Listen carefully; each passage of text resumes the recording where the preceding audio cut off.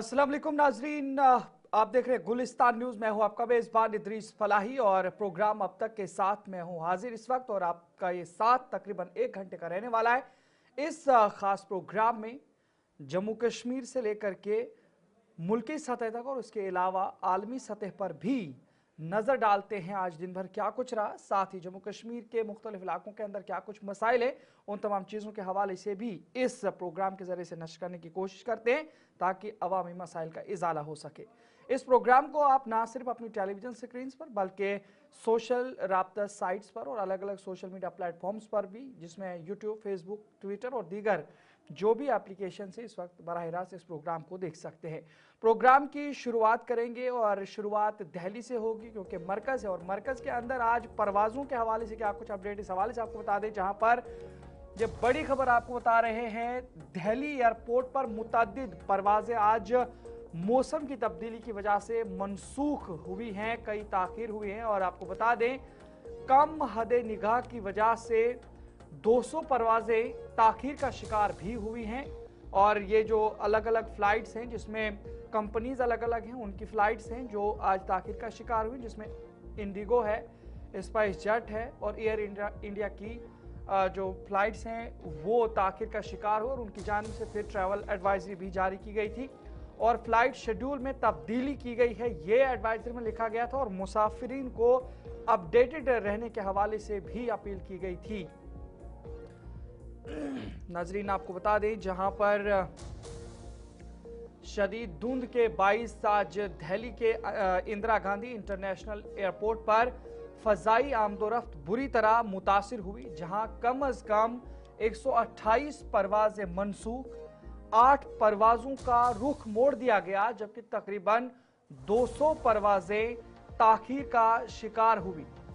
Airport हुकाम के मुताबिक 64 रवाना होने वाली और 64 आने वाली परवाजें मनसूख की गई, जबकि कम हद निगाह के बाइस 8 परवाजों को मुतबादिल किया गया। फ्लाइट ट्रेनिंग वेब साइट के मुताबिक औसतन परवाजों में 24 मिनट की ताखीर काट की गई। ये दिल्ली का जो आप आज विजुअल देख रहे हैं, पूरा धुंध और फॉग से भरा हुआ इलाका था और किस तरीके से ये फ्लाइट्स भी फिर मनसूख हुई हैं। ये फ्लाइट्स का मंजर आप देख सकते हैं, किस तरीके से सुबह सवेरे से लेकर के दिन भर क्या कुछ रहा। और फिर उसके बाद की जो तस्वीरें आप देख सकते हैं, ये नई दिल्ली की तस्वीरें हैं अलग अलग मकामात की। और दिल्ली एयरपोर्ट इंतजामिया DIAL ने इस हवाले से बताया कि हद निगाह बेहतर होकर 1000 मीटर तक पहुंच गई थी दोपहर आते आते, और परवाजों का अमल बतदरीज मामूल पर आ रहा है। इस हवाले से भी उनकी जानिब से अपडेट दिया गया। ताहम बाज़ परवाजों पर अब भी असर पड़ सकता है, इस हवाले से भी जानकारी दी गई। लेकिन फ़ज़ाई कंपनी जिसमें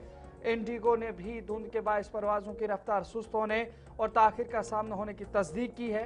नजरीन, एयरपोर्ट अथॉरिटी के जरिए दी गई जानकारी के मुताबिक दिल्ली एयरपोर्ट रोजाना तकरीबन 1300 परवाजों को संभालता है, लेकिन मौसमी तब्दीली की वजह से आज सैकड़ों फ्लाइट्स किसी न किसी एतबार से मुतासिर रहीं।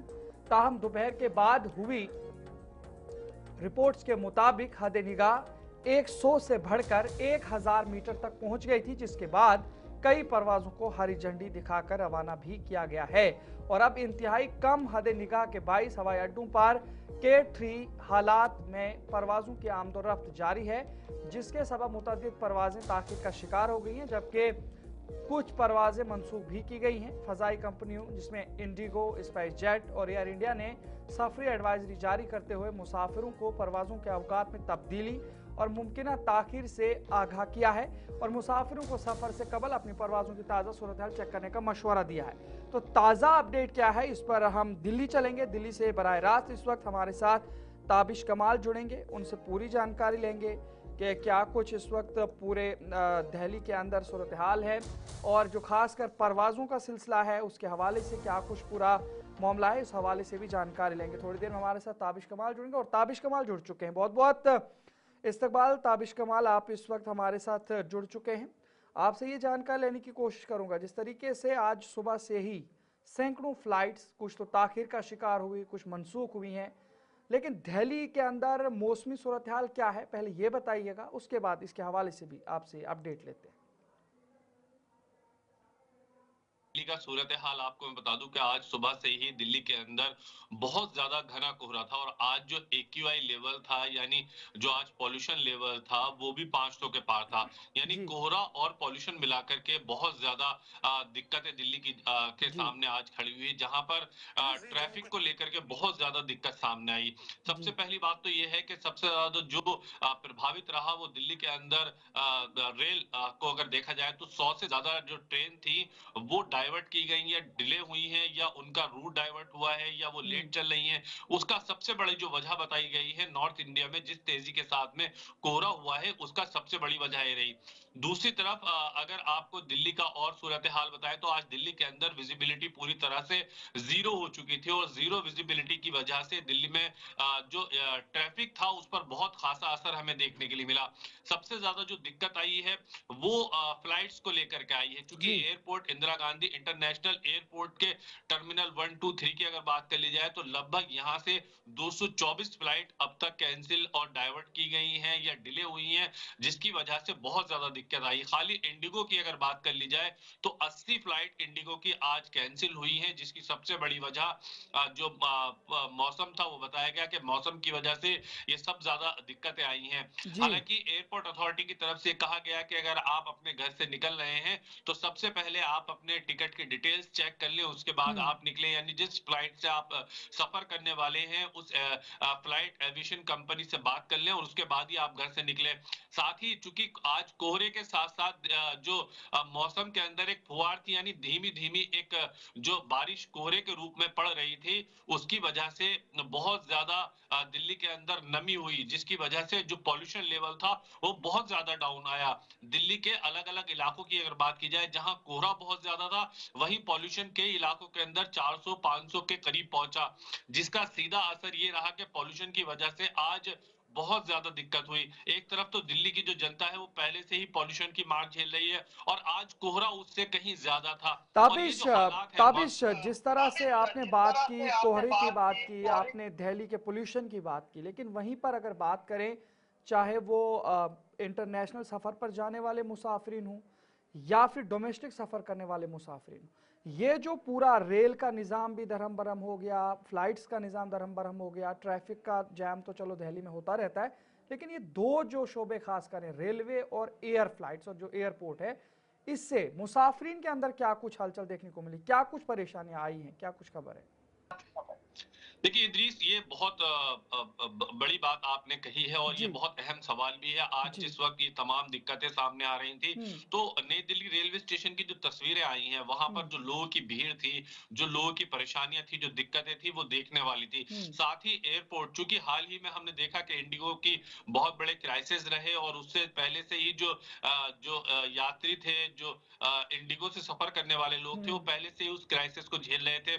लेकिन आज जो दिक्कत सामने आई है अगर आप अंदाजा लगाएंगे कि 80 फ्लाइट अगर कैंसिल की जाती हैं और खास तौर से ये सारी फ्लाइट इंडिगो की हैं अगर ये कैंसिल की जाती हैं तो इसका कितना असर पड़ेगा। बहुत सारे जो पेशेंट्स थे जिनको दिल्ली से आना जाना था बहुत सारे स्टूडेंट्स थे बहुत सारे ऐसे लोग थे जो रोजमर्रा की जिंदगी में या तो बिजनेस के हवाले से या अन्य अलहदा किसी काम की वजह से दिल्ली आते हैं उन सबको बहुत ज्यादा दिक्कतें हुई। एयरपोर्ट के अलावा आम जो एनएच नेशनल हाईवेज हैं वहां पर बहुत ज्यादा दिक्कतें रही। अगर आपको नेशनल हाईवेज की बात की जाए तो आज अगर बात की जाए तो बहुत सारे एक्सीडेंट रोड एक्सीडेंट हमें सुनने के लिए मिले जहां पर रोड एक्सीडेंट हुआ उसकी वजह कोहरा बताया गया। एक दूसरे से गाड़ियां टकराती रही खास तौर से जो आगरा एक्सप्रेस हाईवे है वहां भी आज छुटकर पुटकर घटनाएं हुई हैं। तो ये जो हम्म, दिक्कतें हुई हैं सबसे ज्यादा दिक्कतें कोहरे की वजह से हुई हैं। 200 250 के करीब फ्लाइट आज कैंसिल हुई हैं और वो सिर्फ दिल्ली एनसीआर के रीजन से नहीं हुई बल्कि अलग अलग एयरपोर्ट्स की भी ये कंडीशन हमें देखने के लिए मिली है। हालांकि जो हालात अभी भी हैं अभी अगर मैं आपसे बात कर रहा हूं तो अभी भी विजिबिलिटी जो है 80% डाउन है आप अंदाजा लगा सकते हैं और खास तौर से दिन में बहुत ज्यादा धूप नहीं निकली है जिसका असर सीधे सीधे हमें देखने के लिए मिला है। सिर्फ ये असर एयरपोर्ट्स पर या ट्रेन पर नहीं मिला बल्कि ये आपको जो रोड ट्रांसपोर्ट है उस पर भी देखने के लिए देखिए मिला है। तो ताबिश कहा एक आखिरी सवाल आपसे मैं पूछने की कोशिश करूंगा, जिस तरीके से अगर देखा जाए तो जो दिल्ली है, मौसमी एतबार से भी हर साल इस तरीके की कंडीशन और पोल्यूशन से वहाँ पे ये सारी चीज़ें देखी जाती हैं, लेकिन क्या दिल्ली सरकार की जानिब से, गवर्नमेंट की जानिब से इसके हवाले से कोई ख़ास इकदाम उठाए जा रहे हैं कि किस तरीके से लोगों को इन तमाम मसाइल से बचाया जा सके? तक आपने जिक्र दिल्ली सरकार का किया है, दिल्ली गवर्नमेंट का क्या है, पॉल्यूशन को लेकर के दिल्ली गवर्नमेंट अपनी तरफ से बहुत ज्यादा दावे कर रही है कि हम बहुत ज्यादा कोशिशें कर रहे हैं पॉल्यूशन कंट्रोल करने के लिए। और जब सरकार के मिनिस्टर से या भारतीय जनता पार्टी के सीनियर लीडर सवाल किया जाता है तो उनका कहना होता है कि हमारी सरकार को बने हुए सिर्फ चंद महीने हुए और चंद महीने में हम जादू की छड़ी घुमा करके बहुत सब कुछ सही नहीं कर सकते हैं। 27 साल के बाद भारतीय जनता पार्टी दिल्ली में सत्ता में वापस आई है तो जाहिर सी बात है थोड़ा समय लगेगा, लेकिन चूंकि ये सारा मामला सिर्फ स्टेट गवर्नमेंट का नहीं है बल्कि सेंट्रल गवर्नमेंट भी इसमें कहीं ना कहीं इन्वॉल्व है, इसलिए सेंटर और स्टेट दोनों जगह भारतीय जनता पार्टी की। और सबसे बड़ी बात यह कि एनडीएमसी और साथ ही एमसीडी यानी दिल्ली म्यूनिसिपल कॉर्पोरेशन और न्यू दिल्ली म्यूनिसिपल कॉर्पोरेशन सब जगह भारतीय जनता पार्टी के ही लोग काबिज हैं। तो ऐसे में जाहिर सी बात है कि दिल्ली के अंदर एक इंजन की नहीं बल्कि 4 इंजन की सरकार चल रही है और जिसकी जिम्मेदारी सीधे सीधे भारतीय जनता पार्टी की है। सरकार अपनी तरफ से दावा जरूर कर रही है सब कुछ ठीक करने का, लेकिन सब कुछ ठीक होता हुआ नजर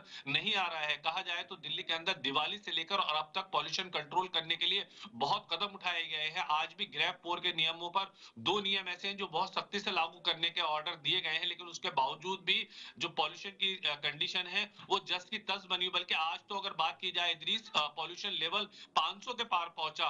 तो ऐसे में ये बहुत ज्यादा घातक है और खास तौर से दिल्ली एनसीआर के रीजन के जो लोग हैं वो दिल्ली छोड़ने पर अब मजबूर हो चुके हैं। मजबूर हो गए उसकी हैं वजह जी। ये है कि बहुत बहुत शुक्रिया ताबिश कमाल, जानकारी पहुंचा रहे थे। तो नाजरीन, आपने देखा कि दिल्ली के अंदर चाहे पहले लोग पोल्यूशन से जूझ रहे थे, लेकिन अब मौसमी सूरत हाल जब ख़राब हुए, सर्दी का मौसम आया तो जो फॉग का या धुंध का सिलसिला बना रहता है उन इलाकों के अंदर जहां पे पहाड़ी इलाका नहीं है, मैदानी इलाकों के अंदर ख़ासतौर से ये सारी चीज़ें देखी जाती हैं और दिल्ली भी मैदानी इलाकों में से एक है।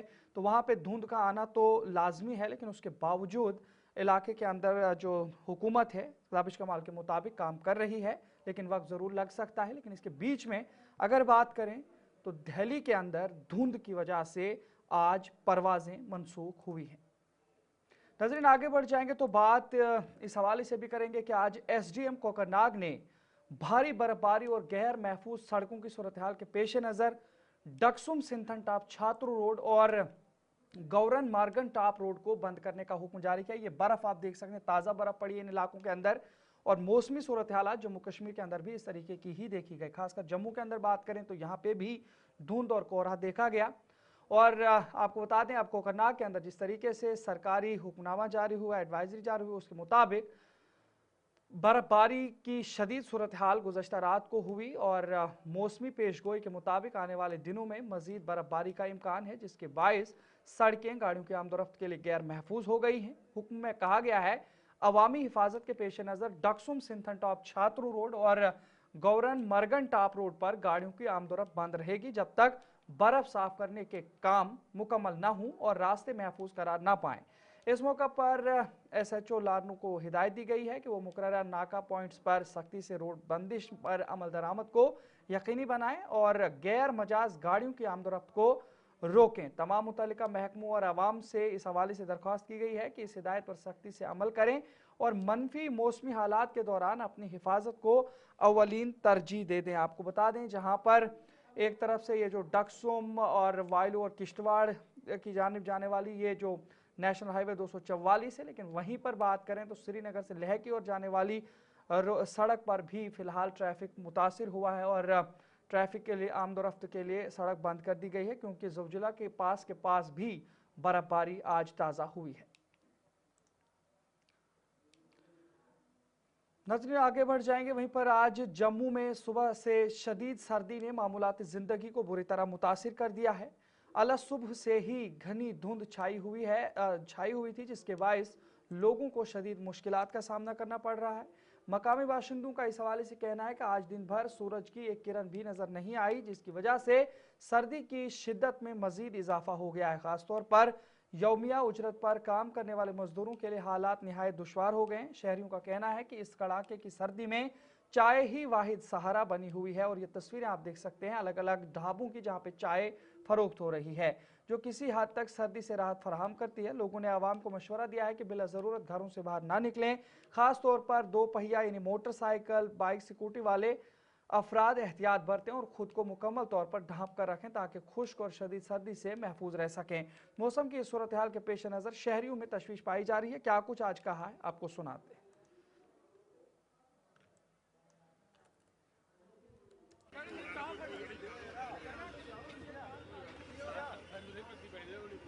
आज सुबह ही 5-4 बजे से धुंध है काफ़ी। सुबह से ऐसे ही मौसम रहा, सूरज चढ़ा ही नहीं है, धूप बिल्कुल नहीं आई आज।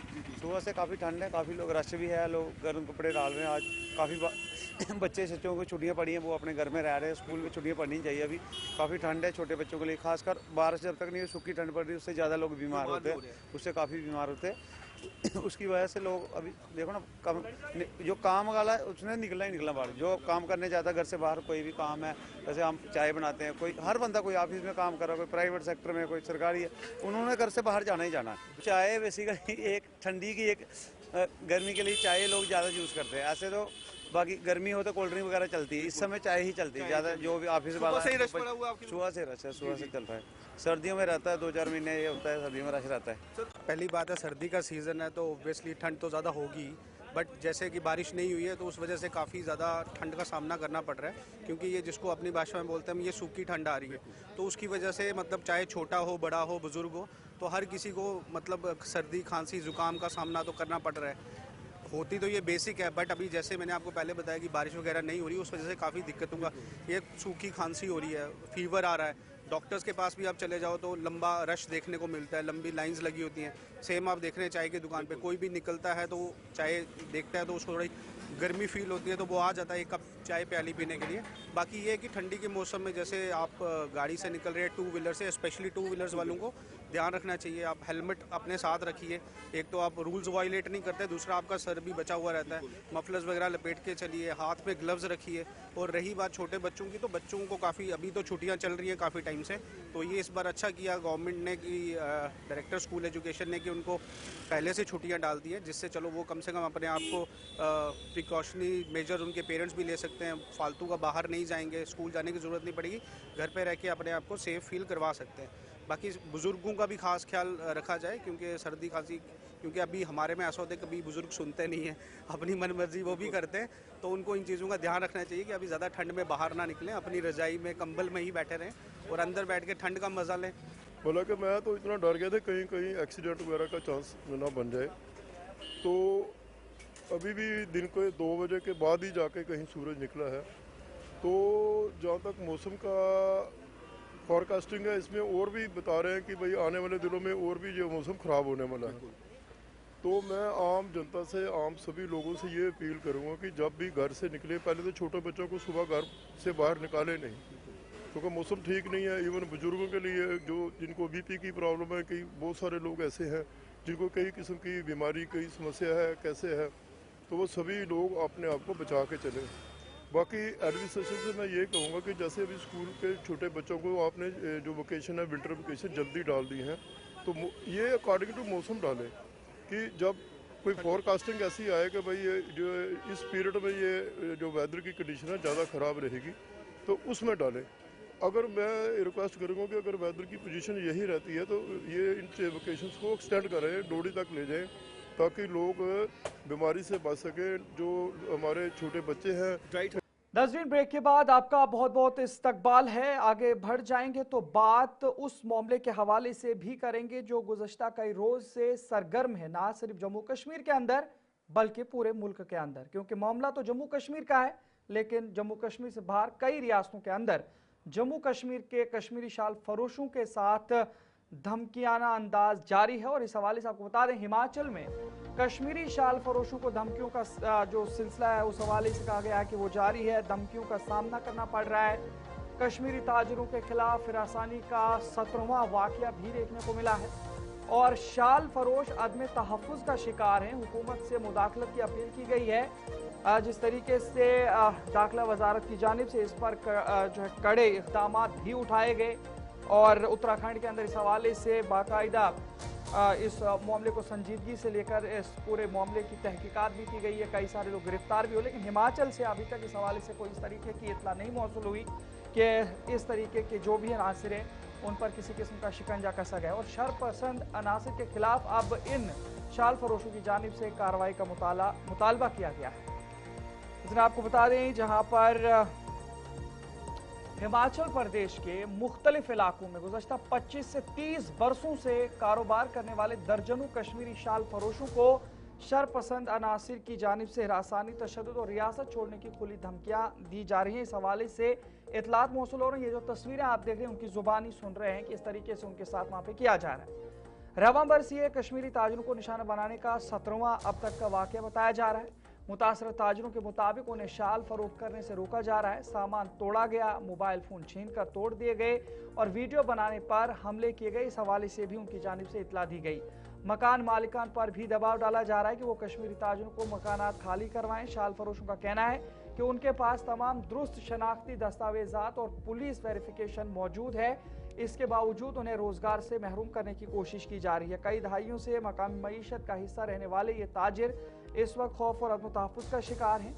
कश्मीरी ताजरों ने वज़ारत दाखिला और हिमाचल प्रदेश के वज़ीर आला सुखविंदर सिंह सिखू से फौरी मुदाखलत की अपील करते हुए मुतालबा किया है कि शरपसंद अनासिर के खिलाफ सख्त कानूनी कार्रवाई अमल में लाई जाए ताकि नफरत और तशद्दुद के इस रुझान को रोका जा सके। ताहम जम्मू कश्मीर के कई ऐसे सियासतदान हैं जिन्होंने बार बार इस हवाले से मरकज़ और रियासत के जो भी अहदेदारान जिम्मेदारान उनकी जानिब खतूत भेजे हैं। ताहम बात करें तिहाड़ जेल में मुक़ैद इंजीनियर रशीद की जानिब से बाकायदा आज इस बात का ऐलान किया गया है कि वो इस मामले पर भी भूख हड़ताल करेंगे कल से, क्योंकि जिस तरीके से कश्मीर के जो ये ताजिर हैं इनके साथ हिरासानी के मामले कई रियासतों के अंदर बार बार देखने को मिल रहे हैं। उस हवाले से जानकारी मिली है कि इंजीनियर रशीद भी तिहाड़ जेल के अंदर इस हवाले से भूख हड़ताल करेंगे। लेकिन ये ताजिर हिमाचल के अंदर क्या कुछ कह रहे हैं, इनसे थोड़ा सा सुन जी। यहाँ का मत करो जी, यहाँ से चले जाओ। अच्छा, ये यहाँ के आप बंधु ने कहा, लोकल बंधु ने कहा थे जी। वो हम सबको हिरास कर रहे हैं। रोज जितने भी हम बंदे हैं हम सबको रोज बरोज दिन ब दिन हिरासमेंट किया जा रहा है। कितने साल हो गए आपको यहाँ काम करते हुए? बचपन से अभी तक तो यही है, कम से कम 17-18 साल मिल गए। 18 सालों में अभी तक ये फर्स्ट टाइम हुआ है? फर्स्ट टाइम ऐसा हमारे साथ हुआ है। पूरी थाने की वेरिफिकेशन है, GST बिल है हमारे पास, सब कुछ है, तब जाके भी हमें ये बहुत परेशान कर रहा है। थाने की पूरी वेरिफिकेशन आपके पास है? सब कुछ है। आप पुलिस स्टेशन गए? पुलिस स्टेशन हाँ वेरिफिकेशन करवाई है वहाँ से हमने ना। कल एक हमारे अंकल को भी बहुत मारा है, उसका जो सामान था 10-20 हज़ार का वो भी फाड़ फूट के तेज हथियार से उस पर वार किया गया। देरी से आ रहा था घुमारवी में जी। बस स्टैंड से आगे पुलिस स्टेशन के पास में पहुंचा है, लेकिन फिर 3 बंदे आ गया वहाँ से बाइक के ऊपर, फिर मेरे को पकड़ लिया वहाँ जी। फिर मेरे को बोलने लगा वहाँ से आप यहाँ इसलिए आया, इधर से ऐसा करो आप वापस चले जाओ जी। हमने पिछले साल भी बोला आप लोगों को आप भाग जाओ यहाँ से वापस, लेकिन आप अभी नहीं भाग रहा था आप लोग जी। लेकिन फिर भी कुछ भी करना पड़ेगा आप लोगों के साथ। जी जी। तो फिर मैं निकल गया क्वार्टर में। और आप जानते हैं उस बंदे को जिसने आपको बोला? बंदे को नहीं जानता। अच्छा, पुलिस में आपने कंप्लेंट की? हाँ, पुलिस में नहीं गया, मैं तो सीधा क्वार्टर में गया उस टाइम, तो उधर से फिर फेरी के ऊपर ऐसे निकलने लगा। अच्छा, अब आपकी क्या है राय, आपकी क्या है? अब हमको पुलिस एंट्री भी दे रहा था, सब कुछ दे रहा था। किसी को ये अपील करते हैं कि हमारा ख्याल रखा जाए, हम छोटे छोटे बाल बच्चे वाले हैं। अच्छा, जो हमारे हिमाचल प्रदेश के CM साहब हैं, सुखविंदर सिंह सुक्खू साहब जी जो है, हम उनको अपील कर रहे हैं कि वो हमारे बारे में कुछ सोचे। प्रशासन को अपील कर रहे हैं कि हमारे बारे में, हम कश्मीर से यहाँ आए रोजी रोटी कमाने के लिए। अगर हम कोई दहशतगर्द होते तो हम यहाँ 20 साल से नहीं होते। सुबह सुबह ठोकरे नहीं खाने थे, हर घर पे जाना था कि हमारे से ले लो कुछ। वहाँ से हमें पकवाला के साथ पकवाला बोल रहे, इसको पुल से पीछे थोड़ा बोला और वहाँ पे 3 बंदे आ गए मुँह टक के और मुझे बोला आस्ते आस्ते नीचे रखो, और उसके बाद मारने पड़े और मारने पड़े और मारने के बाद मैं भाग गया उनसे। आपने पुलिस वेरिफिकेशन उन्होंने मांगी? नहीं, कुछ भी नहीं मांगे उन्होंने, सिर्फ इतना ही बस नीचे बोला, बस माल का।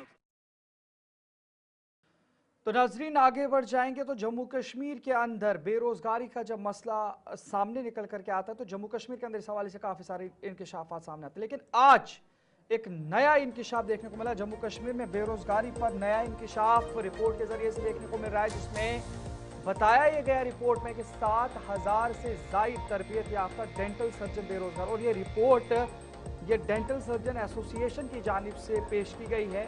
उनकी जानिब से ये कहा गया है कि 7,000 से ज़ायद ऐसे तरबियत याफ्ता डेंटल सर्जन यानी बीडीएस हैं जो बेरोजगार हैं और गुज़श्ता 17 बरसों से बीडीएस की भर्ती तातुर का शिकार रही है। ये भी जानकारी आज मिली है और उम्मीदवारों ने फौरी भर्ती नोटिफिकेशन निकालने का भी मुतालबा किया है।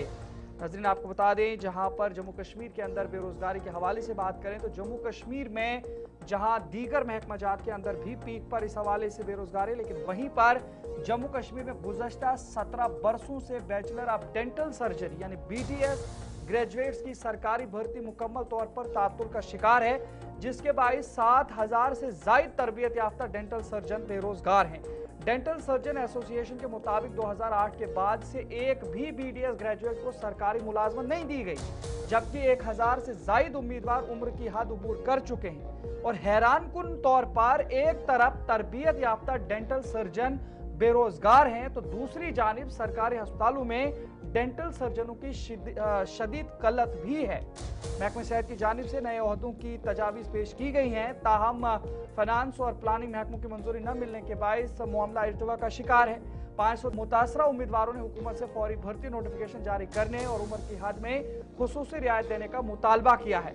लेकिन इस हवाले से मजीद आपको जानकारी पहुंचाने की कोशिश करेंगे। हमारे साथ गुलिस्तान नुमाइंदा इमरान नायकू जुड़ेंगे, उनसे मुकम्मल जानकारी लेंगे ताकि इस पूरे मामले की वजाहत हो सके। बेरोजगारी के अंदर और खासकर ये जो बीडीएस इस तरीके से काफ़ी सारे तालीम याफ्ता लोग हैं जो इस वक्त भी बेरोजगार हैं और अस्पतालों की क्या हालत है उस हवाले से भी जानकारी लेंगे। इमरान, आप मुझे बताइएगा, जिस तरीके से ये जो आदाद शुमार पेश किए गए हैं बीडीएस एसोसिएशन की जानिब से, क्या कुछ कहेंगे आप? इनके मुताबिक 17 साल से अभी तक कोई भी इस तरीके से इनके लिए कोई सोचा नहीं गया और 2008 के बाद कोई भी इस तरीके की जो है हम कहेंगे तकरीर नहीं हुई, ये उनका इल्ज़ाम है। क्या कुछ कहेंगे आप, क्या कुछ खबर है?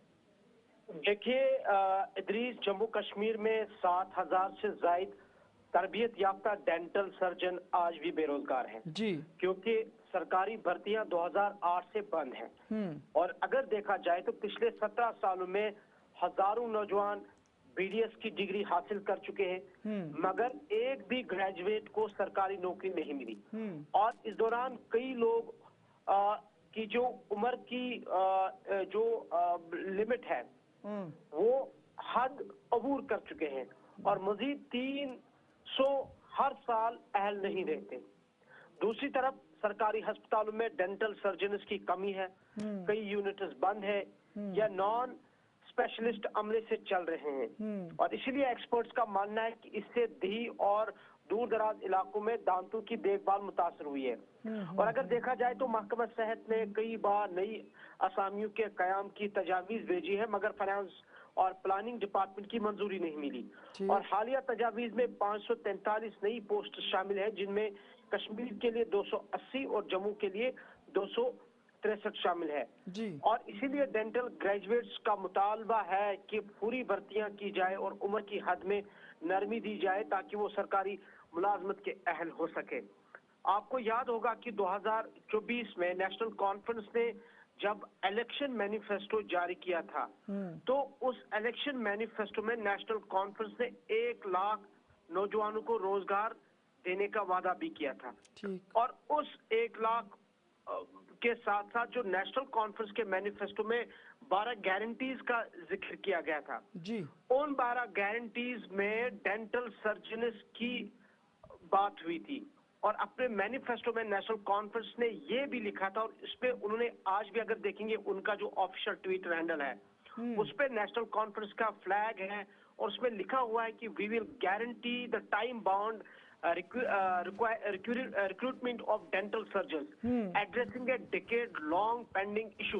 ये 2024 का नेशनल कॉन्फ्रेंस के मैनिफेस्टो में लिखा हुआ है लेकिन अनफॉर्चुनेटली 1 साल से ज्यादा वक्त हो चुका है और अभी तक इनकी भर्तियों के बारे में न तो गवर्नमेंट शायद सोच रही है और न ही इस पर किसी तरह के कोई इकदाम उठाने के मूड में है सरकार। सो आप इस चीज से खुद या इस बात से खुद आप अंदाजा लगा सकते हैं कि जहां पर जम्मू कश्मीर में 7,000 से ज्यादा प्रोफेशनल या तरबियत याफ्ता डेंटल सर्जन्स हमारे पास हों और वो भी बेरोजगार, क्योंकि 8 से ये इसकी जो भर्तियां हैं, जो रिक्रूटमेंट है वो बंद है। और पिछले 17 सालों में हजारों नौजवान बीडीएस की डिग्री हासिल कर चुके हैं, मगर एक भी ग्रेजुएट को सरकारी नौकरी नहीं मिली। इस दौरान कई लोग, जैसे मैंने कहा कि उम्र की जो हद है वो अबूर कर चुके हैं, और एक एदाद-ओ-शुमार के मुताबिक 300 हर साल अहल नहीं रहते क्योंकि वो उम्र की हद अबूर कर जाते हैं। तो ये ग्रेव कंसर्न है, ये ग्रेव मैटर है जिसको हुकूमत जम्मू कश्मीर को देखने की जरूरत है। बहुत बहुत शुक्रिया इमरान नाइकू, हमें जानकारी पहुंचा रहे थे। तो नाजरीन, कुल मिलाकर के देखें तो ये वो आदादो शुमार इमरान नाइकू आपको बता रहे थे 2008 के बाद, और ये मैनिफेस्टो आप देख रहे हैं कि नेशनल कॉन्फ्रेंस की जानिब से 2024 के अंदर खास इस पर तवज्जो दी गई। यानी एक ऐसा मामला जिसे नेशनल कॉन्फ्रेंस ने इंतखाबी मंशूर के अंदर शामिल किया, लेकिन उसके बावजूद इस मामले पर अभी तक किसी भी किस्म की कोई कार्रवाई नहीं देखी जा रही है। और मजीद इस तरीके से काफ़ी सारे ऐसे एक्सपर्ट्स हैं, ऐसे डेंटल सर्जन्स हैं जिनकी उम्र भी अबूर हो चुकी है, और हर साल 300 से ज़ायद ऐसे लोग हैं जो अपनी उम्र हद को अबूर कर जाते हैं। और ये एक बड़ा सवाल है। अब हुकूमत जम्मू कश्मीर क्या इस मामले पर करती है वो देखने की बात रहेगी। नजर आगे बढ़ जाएंगे तो बात जम्मू कश्मीर के लेफ्टिनेंट गवर्नर मनोज सिन्हा के हवाले से करेंगे। लेफ्टिनेंट गवर्नर मनोज सिन्हा ने लोक भवन में जम्मू कश्मीर यूटी के लिए वाइल्ड लाइफ बोर्ड की 6ठी मीटिंग की सदारत की। लेफ्टिनेंट गवर्नर की जेर सदारत होने वाली इस मीटिंग में मुतादिद तरक्याती मनसूबों को वाइल्ड लाइफ क्लियरेंस दी गई, जबकि चंद तजावीज़ को हतमी मंजूरी के लिए national board for wild life को भेजने की सिफारिश की गई है। इन मनसूबों में 4G सैचुरेशन, जल जीवन मिशन, ट्रांसमिशन लाइनों की अज़सर नौ तरतीब, बॉर्डर सिक्योरिटी पोस्ट का क़याम, बागबानी नर्सरी की तरक्की और एवलांच वार्निंग सिस्टम की तनसीब शामिल है। मीटिंग के दौरान बोर्ड को महकमा वाइल्ड लाइफ की जानिब से किए गए तहफ़्फ़ुज़ाती और मस्कन की बेहतरी से मुतल्लिक़ मुख्तलिफ इक़दाम से भी आगाह किया गया। इनमें इंसान और जंगली जानवरों के तसादुम से निमटने के इक़दाम, रेस्क्यू सेंटरों का क़याम और वेटलैंड्स की बहाली के काम शामिल है। लेफ्टिनेंट गवर्नर ने हयातियाती तनों के पायदार इंतजाम और जंगली हयात के मस्कन के तहफ़्फ़ुज़ को तरजीह देने पर जोर दिया। उन्होंने जम्बू चिड़ियाघर, हॉक्सर और घराना वेटलैंड जैसे बड़े मंसूबों के लिए खास तौर पर स्कूली बच्चों में बेदारी और तशहीरी सरगर्मी को फ़रोग देने की हिदायत दी है। इसके साथ ही उन्होंने उन मकामात तक अवामी ट्रांसपोर्ट फराहम करने पर भी जोर दिया है ताकि इको टूरिज्म को फ़रोग दिया जा सके। मीटिंग में शिकारागाह त्राल में कायम हांगुल ब्रांडिंग सेंटर को फाल बनाने के लिए महकमे की जानिब से की गई कोशिशों पर भी रोशनी डाली गई। बोर्ड ने इत्मीनान का इजहार करते हुए बताया कि हांगुल की आबादी में नुमाया इजाफा हुआ है, जो 2008 में 127 थी और 2025 की मरदमशुमारी के मुताबिक बढ़कर 323 तक पहुंच गई है।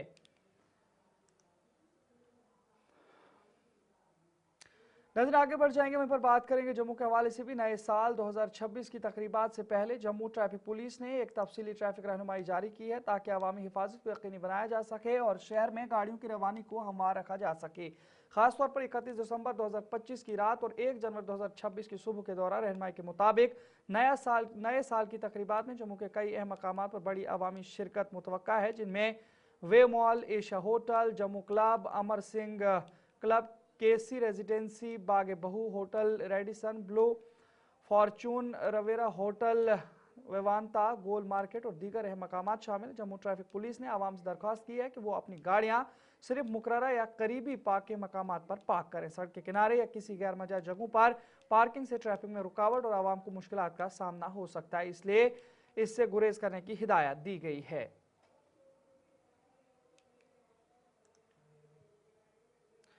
नजर आगे बढ़ जाएंगे तो बात श्रीनगर के अंदर होने वाले फेस्टिवल के हवाले से भी बात करेंगे, जहां पर जम्मू कश्मीर के महकमा सयाहत की जानिब से नए साल के इस्तकबाल के मौके पर जश्न विंटर का इनेकाद किया गया, जिसमें शानदार शिकारा राइडर्स, फ्लोटिंग नुमाइश और रिवायती कश्मीरी मौसीकी ने त्यौहार के माहौल को मजीद खुशगवार बना दिया। महकमा सयाहत जम्मू कश्मीर का कहना है कि नए साल के दिनों में कई नई पहल कारी की जा रही है, जिसके तहत गुलमर्ग, सोनमर्ग और पहलगाम को खुसूसी तौर पर फरोग दिया जाएगा। सयाहों और मकामी लोगों ने ऐसे सकाफती प्रोग्रामों को कश्मीरी सकाफत के फरोग और सयाहत के लिए निहायत अहम करार दिया है।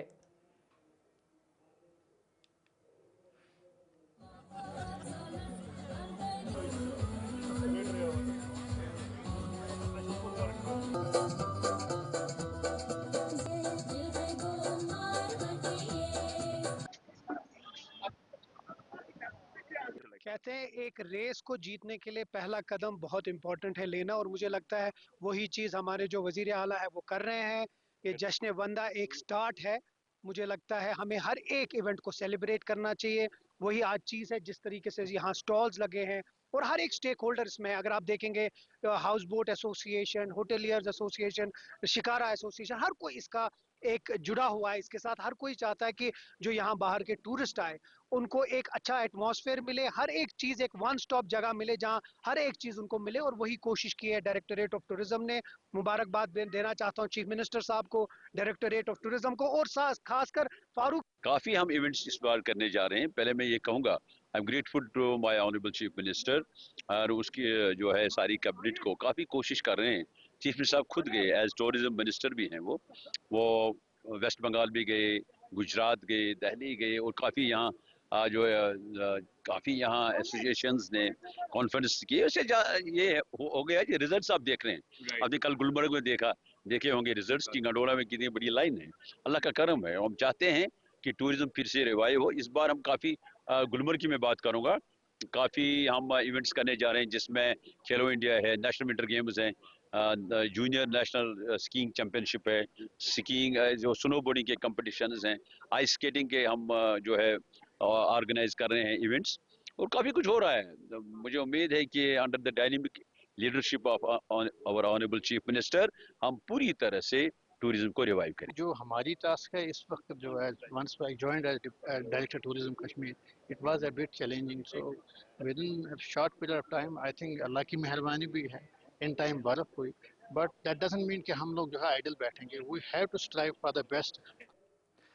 तजरी ज़िला अनंतनाग के सयाहती मकाम पहलगाम में विंटर फेस्टिवल ज़ोरों शोरों से जारी है, जहां मकामी व मुल्की सयाह काफ़ी लुत्फ़अंदोज़ होते हुए दिखाई दे रहे हैं। ताहम ये वही सयाहती मकाम है जिसकी बाइसरन वादी में दहशत गर्दों ने अपनी नापाक साजिश को रचा था, जिसके बाद सयाहत पर काफ़ी धचका लगा था। लेकिन धीरे धीरे अब सयाहत की बहाली हो रही है और नए साल में सयाहत को बड़े पैमाने पर फ़रोग मिलने की उम्मीद जाहिर की गई है।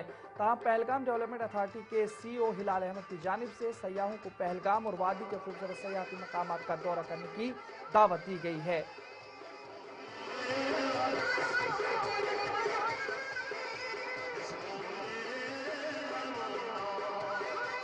इसमें हर एक की जिम्मेदारी बनती है, खासकर यहाँ टूरिज्म डिपार्टमेंट CEO साहब या जो डिप्टी डायरेक्टर या असिस्टेंट डायरेक्टर हैं, और लोकल एसोसिएशन जैसे घोड़े वाले, कार वाले, होटल वाले, इनका एक बड़ा योगदान है इस तरह। और ऐसे ऐसे प्रोग्राम करके टूरिस्ट को आकर्षित किया जाए। नजरीन, पीर पंचाल अवामी डेवलपमेंट फोरम के चेयरमैन मोहम्मद फरीद मलिक ने पुंछ को जम्मू कश्मीर का पोशीदा सयाहती खजाना करार देते हुए इंतजामिया और अवाम से अपील की है कि वो खित्ते के कुदरती हुस्न को फ़रोग दें। उन्होंने बागसर, जब्बी तोती, संखडोडा, लोरन, सावजियाँ, सुल्तान पथरी, ईसा वैली और नाड़ियाँ जैसे मकामात को कुदरती खूबसूरती में गुलमर्ग से मुशाबहत दी है।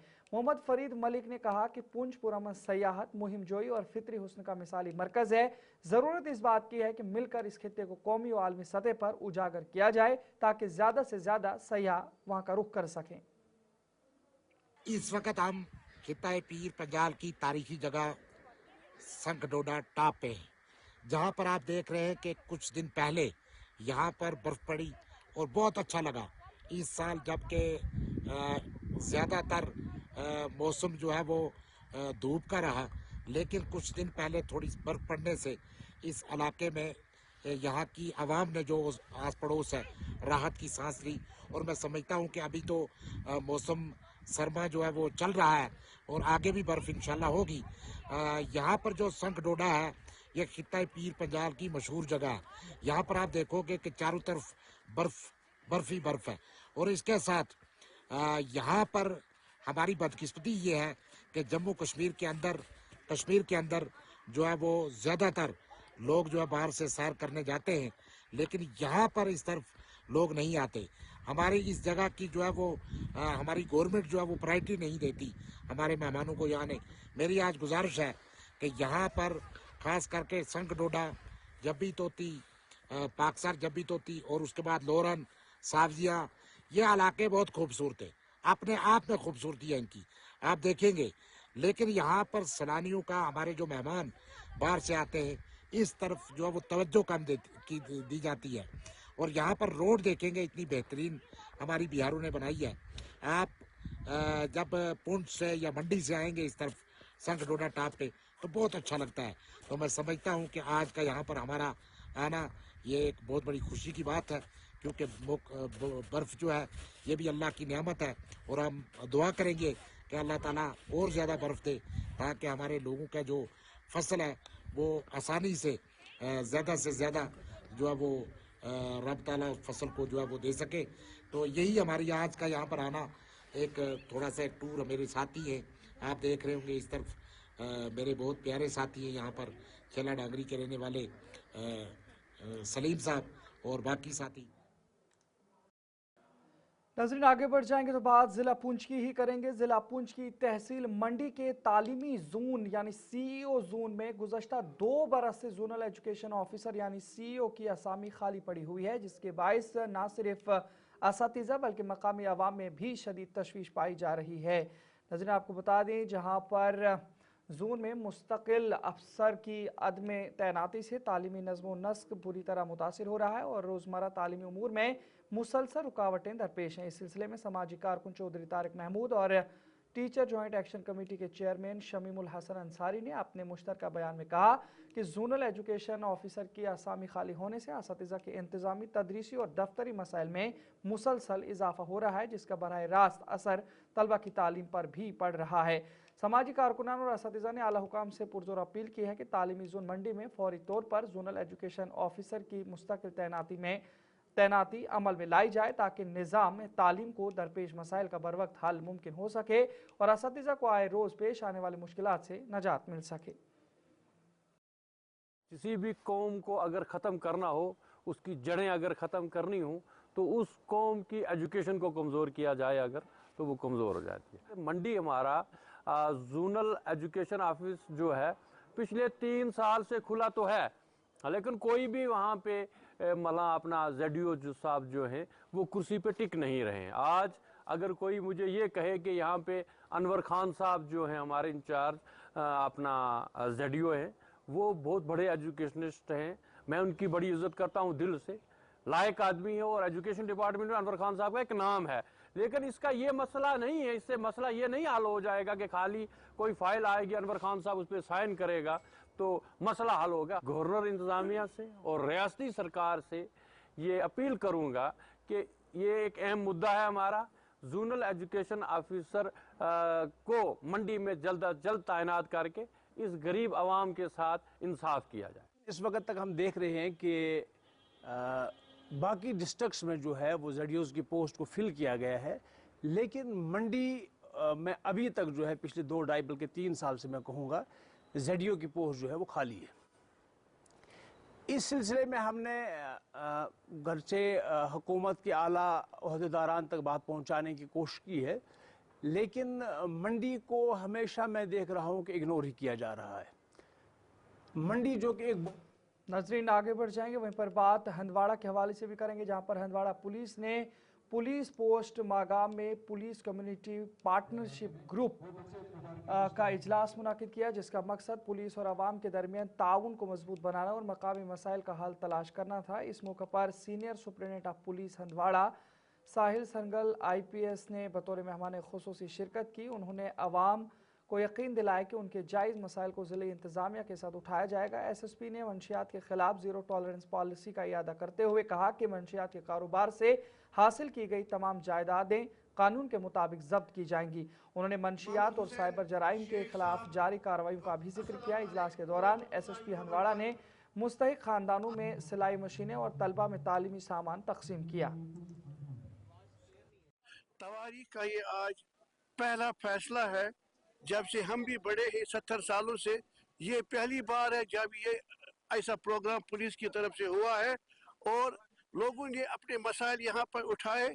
SSP साहब की मौजूदगी में उनको ये इन बातों का इजहार किया गया कि यहाँ के लोगों को किन किन चीज़ों का सामना करना पड़ता है। खासकर जो ये ग्राउंड है इसमें पुलिस की तरफ से आज तक कोई मैच नहीं खेला गया है। उस बारे में भी एसएसपी साहब से गुजारिश की गई है कि सिविक एक्शन प्रोग्राम के तहत यहाँ पर भी आइंदा मैच खेलने चाहिए। और दूसरे भी कई मसाइल लोगों के थे, वो भी साहिब मौसूफ ने ज़ेर गौर लाए और पूरी तौर उन अक़दामात को हल करने की।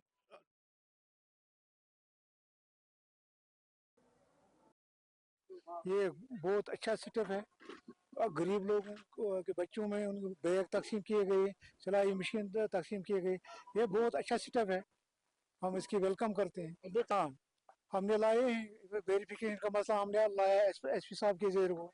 हमने उससे गुजारिश की है इसमें ज़ेरी नहीं लगनी चाहिए, और इसमें एसपी साहब ने यकीन दिलाया है कि बहुत जल्दी हम इस पर नजर। आज से पहले जो लोगों में कंसेप्ट था पुलिस के मुतलिक, वो अब धीरे धीरे ख़त्म होता जा रहा है, क्योंकि पुलिस के मुतलिक लोग यही सोचते थे पुलिस यूनिफॉर्म पहन के आते हैं और उनके हाथ में डंडा होता है, टोपी सर पे होती है, बस यही कंसेप्ट था लोगों। लेकिन अब ये कंसेप्ट चेंज हो रहा है। आज मागाम एरिया का जो ये आवाम है आज काफ़ी ज़्यादा खुश हुआ है जब यहाँ पे एसएसपी आज यहाँ पे खुद पधारे, उन्होंने लोगों के मसाइल यहाँ पे बराह रास्त सुने। कोई यहाँ पे कोई दरमियानदारी नहीं थी, लोगों ने डायरेक्ट अपने मसाइल उनके साथ। देखिए, सबसे पहले हंदवारा पुलिस का हम शुक्रिया अदा करना चाहेंगे। पहली बार यहाँ पे इस नवेद का प्रोग्राम हुआ है मागाम ग्राउंड में। एसएसपी साहब खुद आए थे और जितने भी हंदवारा पीडी के आला अफसरान हैं वो सब यहाँ पे मौजूद थे। देखिए, उनकी नज़र हमने बहुत सारे जो पब्लिक ग्रीवेंस है या जो प्रेसिंग इशूज़ है वो उनकी नज़र हमने किए हैं। उनमें उन्होंने हमें यकीन दहानी की है कि जैसे कि हमने यहाँ पे कहा था कि सिविक एक्शन प्रोग्राम के तहत यहाँ पे क्रिकेट टूर्नामेंट होना चाहिए या क्रिकेट काउंसलिंग होनी चाहिए हमारे बच्चों की। उस हवाले से उन्होंने एसएसपी साहब ने हमें एश्योर किया है कि 4 और 5 जनवरी को मागाम ग्राउंड। इधर कश्मीर में बर्फबारी और शदीद सर्दी के पेश नज़र पावर डेवलपमेंट डिपार्टमेंट यानी पीडीडी ने गुलमर्ग सब डिवीजन में बिजली कटौती के शेड्यूल में नजरसानी की है ताकि मौसम सरमा के दौरान बिजली की फराहमी को मजीद हमवार बनाया जा सके। महकमे ने सार्फिन से अपील की है कि वो बिजली का मोहतात इस्तेमाल करें और ख़ास तौर पर मसरूफ अवकात में एक साथ मुतअद्दिद बरक़ी आलात चलाने से गुरेज करें ताकि ओवरलोडिंग और बिजली की बंदिश से बचा जा सके। टंगमग डिवीज़न में बिजली की फराहमी बेहतर बनाने के लिए पावर स्टेशनों में नई मशीनरी नस्ब की गई है। इस मौके पर ज़राई ब्लॉक के नुमाइंदों से खुसूसी बात करते हुए AEE-PDD टंगमर्ग मंजूर अहमद बुखारी ने कहा कि महकमा मौसम सरमा में नजर सानी शुदा शेड्यूल के मुताबिक बिजली फराहम करने के लिए पुरज़्म है। जानते हैं कि जो विंटर्स स्टार्ट हो गए, स्नोफॉल भी गुलमर्ग में थोड़ा सा हो गया है। इस वजह से लोगों ने आज लोड का यूजेज ज़्यादा किया है और लोग ज़्यादा यूजेज अपलोड करते हैं, तो इस वजह से हमें कुछ कटेलमेंट का प्रोग्राम जो था ऑलरेडी जो समर्स में था उसको हमने थोड़ा तब्दील करना पड़ा। आने वाले समय में टंगमर्ग के लिए बहुत से काम हो रहे हैं, स्टार्ट भी हुए हैं। सबसे बड़ा इशू जो हमारा यहाँ था कि जो गुलमर्ग निहालपुरा लाइन थी वो ओवरलोडेड थी, उसमें इस वक्त शदमत से काम जारी है। STD के माध्यम से वो कंट्रैक्टर इस वक्त काम कर रहा है। उसके बगैर भी हमने एक और सेग्रीगेशन की है जो गुलमर्ग से हमने गुलमर्ग फीडर से हम बाबा ऋषि फीडर को पावर दे रहे थे, वहाँ से हमने सुल्तानपुरा से एक लाइन क्रिएट की है जिस वजह से तकरीबन 100 एम्पियर लोड जो निहालपुरा लाइन पे आ रहा था वो कम हो गया। तो उस इधर नाजरीन उड़ी के नागानारी इलाके के मकीनों ने बिजली मीटर नस्ब किए जाने पर शदीद नाराजगी और तशवीश का इजहार किया है। मकामी लोगों का कहना है कि इलाके में पहले ही बिजली की फराहमी इंतहाई नाकिस है, बार बार बिजली गुल हो जाती है और कई कई घंटों तक सप्लाई बंद रहती है। ऐसे में मीटर लगाने का कोई जवाब नहीं बनता। इलाके के मकीनों ने इल्ज़ाम लगाया है कि मीटर को मेन लाइन से जोड़ने के लिए सरकारी तौर पर कोई वायर फराहम नहीं की जा रही है, बल्कि उन्हें अपनी जेब से कनेक्टिंग वायर खरीदने पर मजबूर किया जा रहा है। लोगों का कहना है कि मीटर लगाने वाले अमले और बाज़ दुकानदारों के दरमियान मुबैना गठजोड़ भी पाया जाता है, क्योंकि सार्फिन को मखसूस दुकानों से सामान खरीदने की तरफ इशारा किया जा रहा है। मकामी बाशिंदों ने मुतालबा किया है कि बिजली महकमा पहले बुनियादी इंफ्रास्ट्रक्चर को दुरुस्त करे, मुस्तकिल और काबिल एतमाद बिजली फराहम करे और मीटर तनसीब के लिए दरकार तमाम सामान सरकारी तौर पर मुहैया किया जाए ताकि अवाम में गैर ज़रूरी माली बोझ ना पड़े। कहा गया था कि मेरी आंटी ने लगाया है, अब वही बात हम पे हमारी आंटियां भी अब लगा रही हैं, जो उमर साहब ने कहा था। लेकिन हम ये नहीं कह रहे कि हम मीटर हम कॉपरेट हैं इनके साथ, लेकिन हम ये कह रहे हैं पहले आप पोल लगाइए सर, केबल लगाइए, उसके बाद आप मीटर लगाइए जहाँ। लेकिन बदकिस्मती ये है, हम ये सोच के ही हमारे दिल में ये शक हुआ कि हमारे साथ जातियात हो रहा है। बट जनाब अग्रीमेंट बल अलग गोड तमन जायन केबल लागे यमन जायन बाद नजदीक रोडस नजदीक बल अलग बसान गोडे अन मीटर जबरदस्ती लगे मीटर जबरदस्ती लगो मीटर जनाब अ पोल पुग गज दूर 20 मीटर तार अनो जबरदस्ती रात में 85 मीटर 1400 रुपये बरन तथ बह कत अन 1400 रुपये बर नजदीक पोल दूर वुचना तक वुचना पोल कोता दूर पोल तम जाए पोल हचो पोल जनाब लोग जबरदस्त जो पोल त्रत लोजमो तार जो पोल त्रत अनो ना जबरदस्ती तार दुकानदार अनो यूर जनाब जबरदस्ती पोस्ट बकाया अन पोस्ट मकसद है वो जेन्युइन है, ह्यूमैनिटेरियन है, बहुत ही इंपॉर्टेंट मसला है, वो ग्रेव इशू है।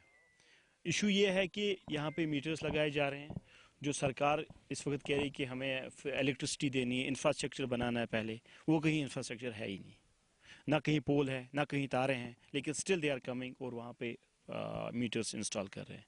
आपके माध्यम से मैं कहना चाहता हूँ, ये उड़ी सब डिवीज़न जो है पूरे जम्मू कश्मीर में सबसे ज़्यादा अगर पावर प्रोजेक्ट्स है इसी एरिया में, सबसे ज़्यादा अगर इलेक्ट्रिसिटी कोई प्रोड्यूस करता तो यही एरिया करता है। और तक आज यहाँ प्रोटेस्ट किया गया। नजर आगे बढ़ जाएंगे, बात सोरनकोट के हवाले से भी करेंगे, जहां पर कांग्रेस कारकुनों की माहाना मीटिंग आज डाक बंगलो सोरनकोट में मुनक़िद हुई, जिसमें यूटी इंतजामिया के खिलाफ नारेबाजी की गई। इजलास की सदारत AICC सेक्रेटरी और DDC सोरनकोट शाहनवाज चौधरी ने की, जबकि सोरनकोट असेंबली हल्के के कांग्रेस रहनुमा और कारकुन बड़ी तादाद में शरीक हुए। इजलास के दौरान सोरनकोट असेंबली हल्के में तरक्याती कामों की सुस्त रवि पर शदीद तशवीश का इजहार किया गया और यूटी और जिलाई इंतजामिया पर इल्ज़ाम आयद किया गया कि वो आवाम को बुनियादी सहूलत फराहम करने में नाकाम रही है। कांग्रेस कारकुनों ने पानी, बिजली, सड़कों और दीगर अहम मसाइल को उजागर करते हुए फौरी हल का मुतालबा किया है। पार्टी की जो है मंथली मीटिंग सोरनकोट डाक बंगलो में हुई, उसके बाद जो है सारे कांग्रेस के वर्कर्स ने और यहाँ लोगों ने जो है वो आज मुजाहरा किया है। लोगों की परेशानियाँ इस वक्त सोरनकोट में बढ़ गई हैं। सबसे पहले हमने मांग की है कि डिस्ट्रिक्ट पुंछ में मेडिकल फैसिलिटी जो है वो नहीं है। ऑपरेशन सिंदूर के दौरान कितना हमारे जवानों का और हमारे लोगों का नुकसान हुआ, इसलिए यहाँ पे एक मेडिकल कॉलेज जो जम्मू कश्मीर को एक मिला है, वो हमारी मांग है कि वो जो है पुंछ डिस्ट्रिक्ट को दिया जाए और सोरनकोट में उसको बनाया जाए। इसके साथ साथ जो MG नरेगा की स्कीम को गवर्नमेंट ऑफ इंडिया ख़त्म करने जा रही है, उसके खिलाफ भी आज जो है हमने इस पर मुजाहरा किया है और जो लोकल इश्यूज़ हैं उसके खिलाफ भी मुजाहरा किया है। लोग आज सोरनकोट के जो है वो अलग अलग मसलों में जूझ रहे हैं। लोग पानी, बिजली, सड़कों से बेहाल हैं। पानी सबसे बड़ी समस्या है। सोरनकोट टाउन में 10 दिन से पानी नहीं है। अलग अलग गाँव में JJM स्कीम फेल हो चुकी है, लोग पानी के बगैर हैं और हम मांग करते हैं कि हम नुमाइंदे कहाँ हमारे सोए हैं, वो जागे नींद से और लोगों को जो है जो इंसाफ दें, लोगों को पानी दें। इसी तरीके इधर जिला पुंछ में ही शोषण दिवस यानी अच्छी हुक्मरानी का दिन के मौका पर अजीम रहनुमा और भारत रत्न अटल बिहारी वाजपेयी जी की यौम पैदाइश अकीदत और एहतराम के साथ मनाई गई। इस मौका पर तमाम कारकुनान ने इकट्ठे होकर अटल बिहारी वाजपेयी जी को खराज अकीदत पेश किया। मुकर्रीरीन ने उनकी सादा जिंदगी, मजबूत क़यादत और मुल्क की तरक्की में उनके गिरां कदर खिदमात पर रोशनी डाली। कारकुनान ने कहा कि अटल जी की सोच और उसूल आज भी अच्छी हुक्मरानी के लिए मिसाल रहा है। प्रोग्राम का इख्तिताम कौमी यकजहती और बेहतर भारत के आज़म के साथ हुआ है। आज आप देखें सोरनकोट के अंदर एक जो सुशासन दिवस के रूप में जो पूरा देश अटल बिहारी वाजपेयी जी का 100 साल का जन्म दिवस जो कि 25 दिसंबर को बनाया, उन्हीं की बात करने के लिए जो डिस्ट्रिक्ट हेडक्वार्टर पुंछ के अंदर भी प्रोग्राम रखे गए थे, मैंडर के अंदर भी सम्मेलन हुआ। उसी कड़ी के चलते हुए आज के दिन सोरनकोट के अंदर एक सम्मेलन का प्रोग्राम रखा गया है, जिसमें भारत रत्न अटल बिहारी वाजपेयी जी के 100 साल के ऊपर भारतीय जनता पार्टी और पूरे देश में जो एक सुशासन दिवस के रूप में, गुड गवर्नेंस डे के रूप में पूरा देश मना रहा है। आज उन्हीं की यहाँ पे बात की गई, अटल बिहारी वाजपेयी जी के जीवनी पे चर्चा की गई। उन्होंने किस तरह से अपने जीवन में जब वो प्रधानमंत्री रहे और इधर 6 रेजिमेंट डोगरा रेजिमेंट की जानिब से आज जीएमसी श्रीनगर के इश्तराक से टाउन हॉल टंगमरग में खून का अतिया यानी ब्लड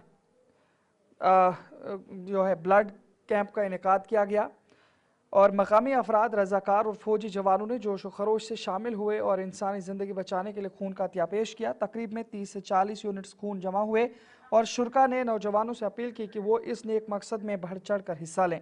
मकामी लोगों ने सेहत हुकाम से कहा कि ऐसे कैंप बाकायदगी से मुनक्किद किए जाएँ ताकि हंगामी तिबी सहूलियात मजबूत हों। मेरा नाम मंजूर अहमद है। मैं टाउन हॉल एमसी टंगमरग में काम करता हूँ एज ए टैक्स कलेक्टर। चूँकि सुबह आते ही हमने देखा है कि यहाँ पे ब्लड कैंप लगा हुआ है आर्मी की जानिब से in collaboration with GMC Srinagar, तो हमें बहुत अच्छा लगा है। ये कैंप ऑर्गेनाइज किया है 6 डोगरा आर्मी की तरफ से ये कैंप हुआ है और ये इन कोलैबोरेशन में गवर्नमेंट मेडिकल कॉलेज श्रीनगर की तरफ से ये कैंप है। ब्लड देने से बहुत सारी फ़ायदे होती है। इस ब्लड जो ये एक ब्लड पॉइंट जो देते हैं इससे 3 जानें बचती है। इसमें 3 चीज़ें निकलते हैं, ब्लड भी निकलता है, प्लाज्मा भी निकलता है, प्लेटलेट्स भी निकलते हैं। आपको पता है बहुत सारे कैंसर पेशेंट्स होते हैं हॉस्पिटल में, उनको बहुत ब्लड यूनिट्स लगते हैं, उनके साथ कोई नहीं होता, उस टाइम ये ब्लड उनको प्रोवाइड होता है। फॉर एग्जाम्पल कोई RTA केस आता है। नाज़रीन, प्रोग्राम का इख्तिताम यहीं पे करते हैं क्योंकि वक्त हुआ चला है। आपने साथ दिया 1 घंटे तक, आप यूँ देखते रहे गुलिस्तान न्यूज़। अपने मेज़बान इदरीस फलाई को इजाज़त दीजिए। अल्लाह निगहबान।